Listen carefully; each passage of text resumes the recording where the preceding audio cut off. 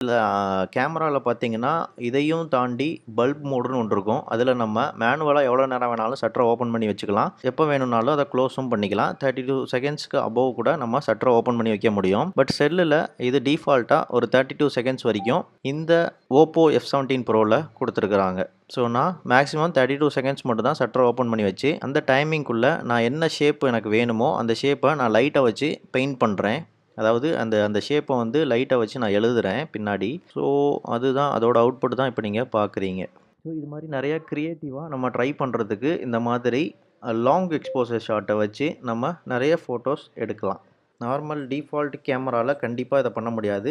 Auto மோட்லயும் இத கண்டிப்பா பண்ண முடியாது. மேனுவல் மோடுல நம்ம இத யூஸ் பண்ண தெரிஞ்சா மட்டும் தான், இந்த மாரி ஃபீச்சர்ஸ்லாம் நம்ம யூஸ் பண்ணிக்க முடியும். ஸோ, நம்ம வரையும்போது ரொம்ப அக்யூரேட்டாலாம் வரைய முடியாது. ஸோ, கொஞ்சம் முன்ன பின்ன அப்படிலாம் வரத்தான் செய்யும். ஹார்ட்டுங்கிறது வந்து கொஞ்சம் இப்படி கோணிட்டு எல்லாம்